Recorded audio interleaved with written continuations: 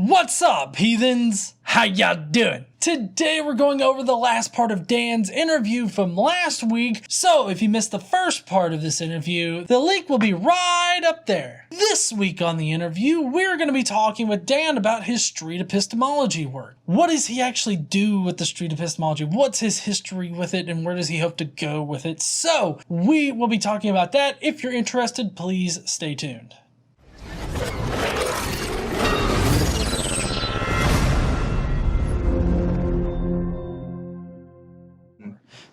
So let's talk a little bit more about your street epistemology work you're doing here on YouTube and in real life. Now, do you do like Anthony and like I believe it's Reed, Cordial Curiosity? I mean, do you go out and you talk to people just like at a walking path or something, or how do you do your street epistemology?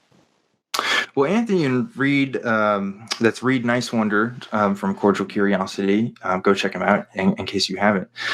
They're always on the streets or in the parks, and they're having the real good conversations and stuff, and they upload to their channels. I have a part-time job, and I'm in school right now, and so I once had tried to plan to do stuff out on the street, but I really just haven't had the time. And plus doing the podcasts and stuff too, that's kind of taken a bit up.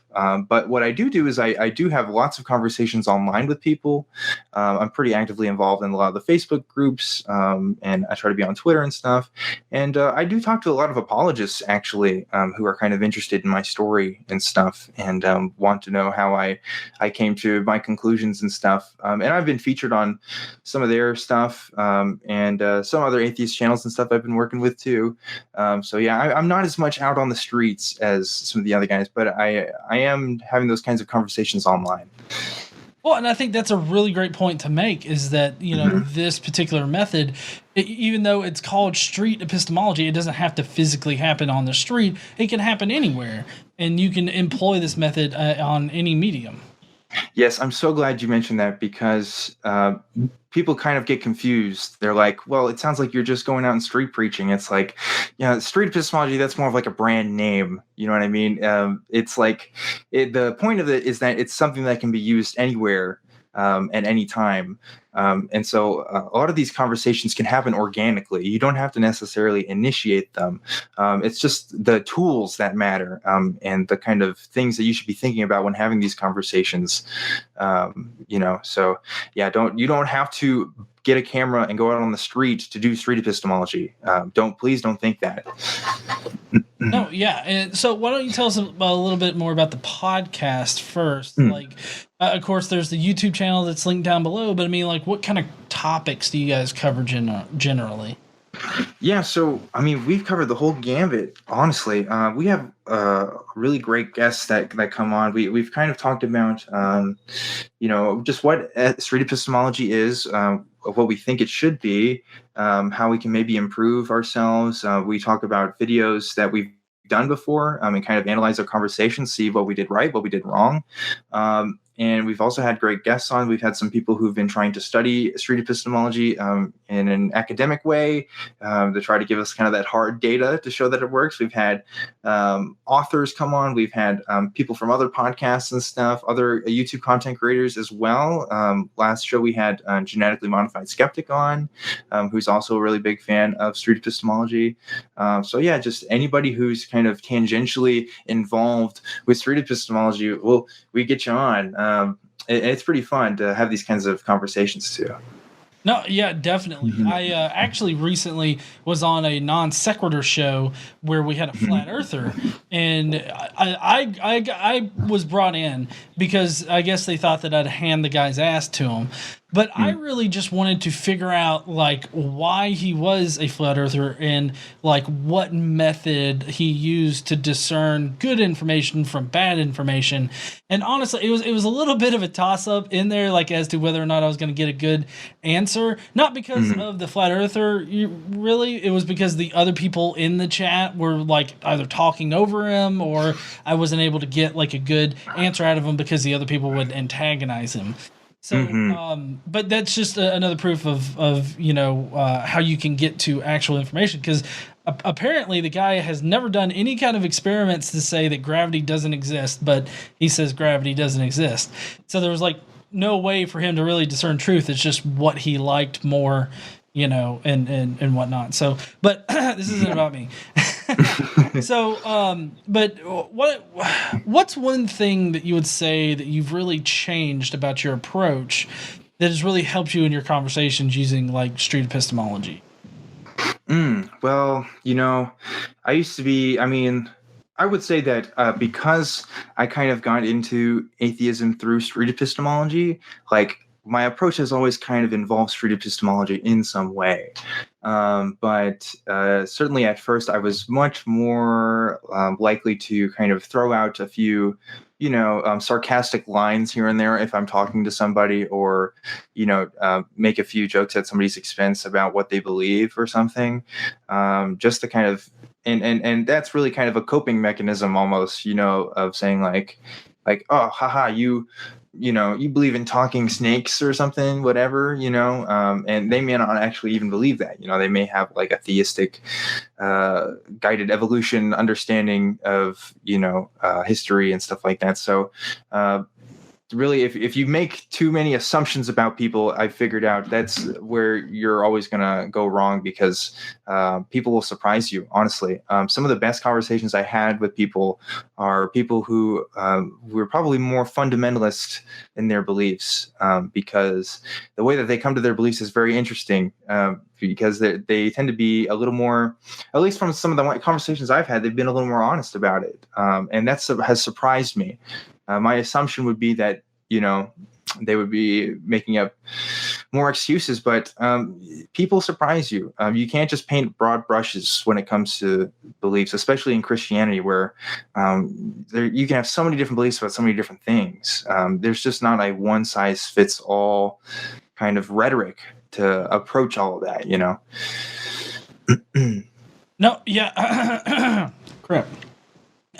No, yeah, I totally agree with you. There is no one size fits all thing, and I guess that's where really I differ from street epistemology, which I know that at the Faithless Forum you're like, I love your content, but it's just kind of like, my content is really different from like what street epistemology is. Wouldn't you say? Yeah, well, I remember you mentioned that at the Faithless Forum, and I don't want anybody to feel embarrassed about the things that they do on YouTube or the content that they've put out there. I just think that street epistemology isn't done enough. You know what I mean? I think there's room for all these kinds of approaches, and they're all definitely necessary. You look at guys like Richard Dawkins and Christopher Hitchens, these guys who are really polemic and who kind of rile people up. There's people who deconverted because of those guys, because of the way that they approach things.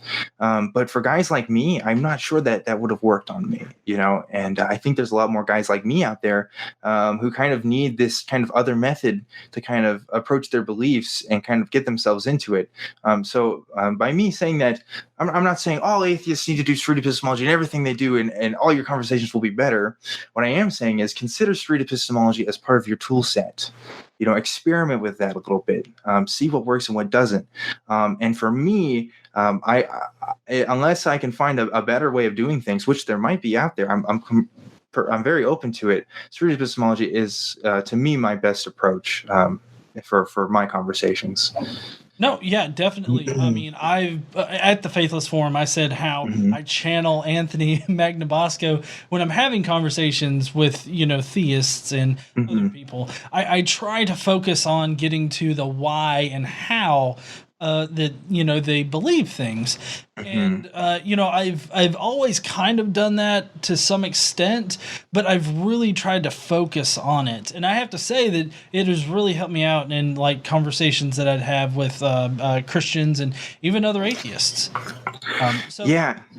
I was just gonna say, you just got to remember that it's easy to watch some of these guys on YouTube, some of these guys that say these awful mean stuff about gay people or just atheists and stuff. And it's easy to just view all Christians that way and when you approach Christians, you kind of have those people in your mind, but you really just need to get that out of the way. You just need to focus on the person in front of you and see what they actually believe, because their story is going to be probably very radically different from yours. And until they actually tell you how they got there, you can't make any assumptions. You really can't. Yeah. Okay. Now, I'm kind of curious, looking back on you as a Christian, what is the biggest difference between you now and you then? Biggest difference is the way that I approach how I know things, or how I justify knowing things. Epistemology, right? I'm much more skeptical in my view of the world, and when I find claims, I'm much more liable to cite scientific evidences, research papers, things like that, if I'm going to make a big claim about something. And I'm going to be checking my sources a lot more. I'm a lot more careful in my speech, as far as when I make sure that what I'm saying is accurate, and that I'm not being disingenuous or equivocating something with my vocabulary that may be interpreted differently.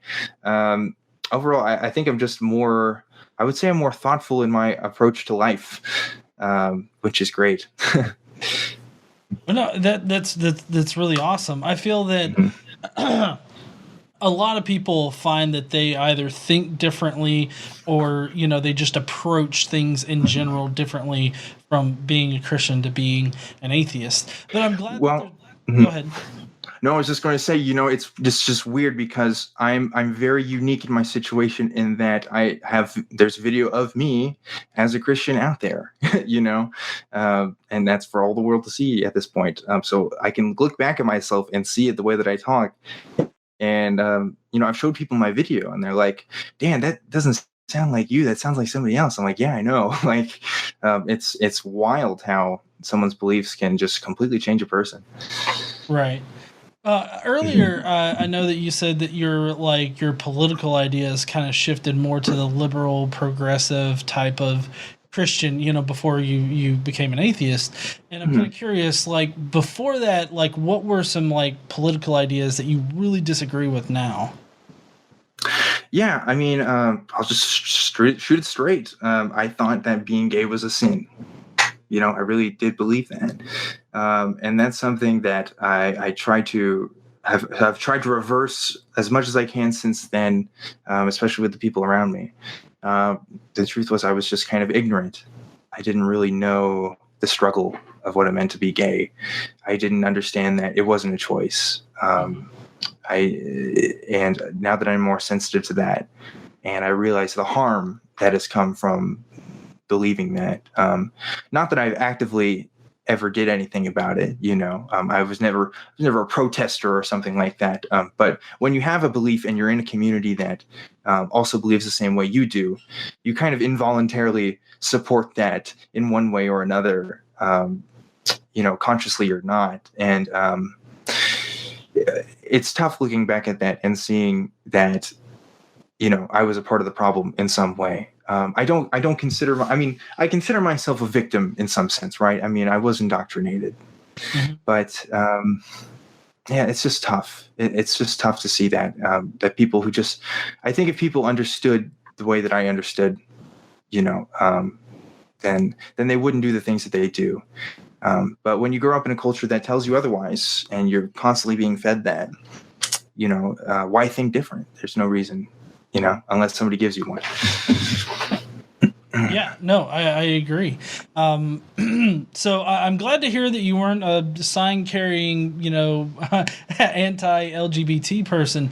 But do you struggle with that now, with parents or friends or anything, the LGBT issue? Well, the LGBT issue is just something I keep very close to my heart, only because I've seen it affect a lot of people in my personal life specifically. And so, yeah, it is a struggle around where I live, especially to kind of see that dialogue taken place. I remember I was at a party a few weeks ago, and I don't think I was even involved in the conversation, but I heard somebody say something like, "Yeah, if I found out my son was gay or something, I'd kick him out of the house," And you hear something like that, and your first reaction is just to be like, "What? Like, how could you say something like that?" You know what I mean? But if I respond in anger and if I play into that, then what is that person going to think about me? Are they going to think that I'm reactionary? Are they going to think that I'm not logically thinking through my beliefs? And it's not right? It's like, but at the same time, it's about being persuasive, right? It's about convincing other people of what you believe, not telling other people what's right and wrong. You have to show them. You have to demonstrate it. You have to talk it through. Just by saying, "Hey, that's wrong. Stop saying that." That's not going to change their mind. They've heard people say that before. That doesn't work. You got to show them. You got to do something else. So, right. Did you employ street epistemology on that person, or did you let them go on? We talked about it a little bit, but we were at a party and then some other topics came up and we just kind of moved on. I think one thing with street epistemology is it works a lot better when you're with somebody one-on-one. Right. As soon as other people get involved, there's kind of a risk for the conversations getting kind of tangential and stuff, even with multiple street epistemologists, right? Mm-hmm. So yeah, it's hard to do in kind of big group settings like that sometimes. Yeah.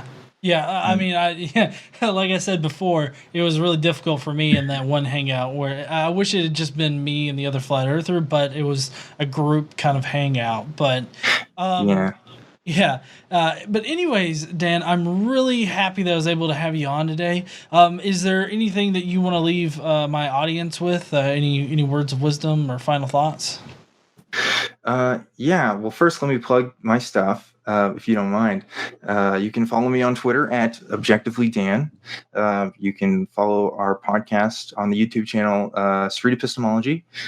Go check out Anthony Magnabosco to see my video when I was a Christian and how I deconverted. You can check out Read Nice Wonders channel at Cordial Curiosity. I am trying to start my own channel at ObjectivelyDan. I've had some projects started up with some people and they kind of fell through and then school happened and stuff. But we're trying to get that back together. So be on the lookout for that. And words of wisdom. I don't know. I think if anything, this method worked for me. It really did. I think there's a lot of people that it would work with too. It's hard and it's not easy, and you have to be very charitable.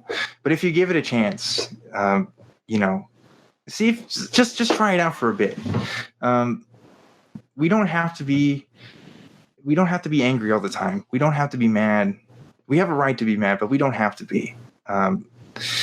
Don't let our personal issues come up and affect all of our lives with all of our relationships with people.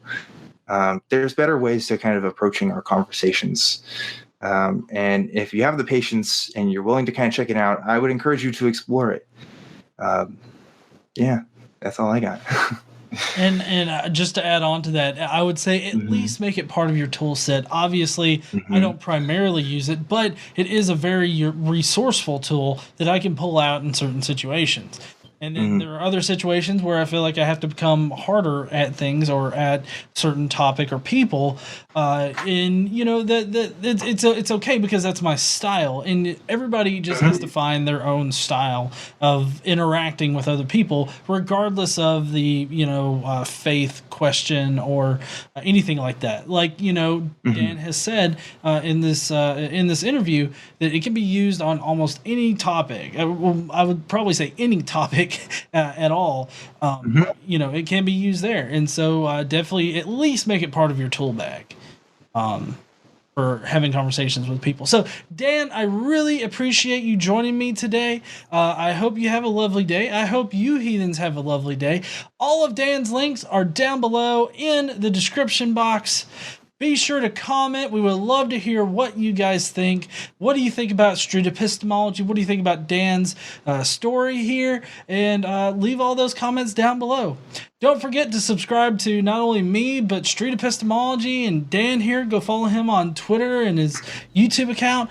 Do all of that. And I guess we'll see you. Join our Facebook groups as well, if you're on there. Find our study group. You can find me on there. I'm posting all the time. Message me on there if you see me. I'd love to talk to anybody who wants to know more about street epistemology. So message me any way you can. No, yes, definitely. Those will be down there as well. I highly suggest joining the groups. I know I'm in the older group. Maybe I can talk with somebody about getting into the younger group. I can try to look younger. We'll get you in there. So. Yeah.